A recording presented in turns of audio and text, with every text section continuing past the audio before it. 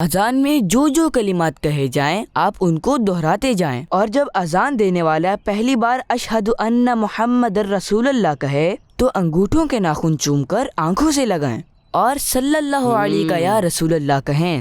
دوسری بار بھی انگوٹھوں کے ناخن چوم کر آنکھوں سے لگائیں اور قرۃ عینی بک یا رسول اللہ کہیں، اور ساتھ میں یہ بھی کہیں اللہم متعنی بالسمع والبصر، اور حی علی الصلاۃ اور حی علی الفلاح کے جواب میں چاروں بار لا حول ولا قوۃ الا باللہ کہنا ہوتا ہے۔ غلام رسول بھائی، فجر کی اذان میں تو الصلاۃ خیر من النوم بھی کہا جاتا ہے، کیا اس کا بھی کوئی جواب ہوتا ہے؟ جی بالکل، اس کے جواب میں کہا جاتا ہے صدقتا و بررتا و بالحق نطقتا، اور اقامت کا جواب بھی اس طرح دیا جاتا ہے۔ اقامت میں قد قامت الصلاۃ کے کلمات کہے جاتے ہیں، اس کے جواب میں کہا جاتا ہے اقامہ اللہ و ادامہ ما دامت السماوات والارض۔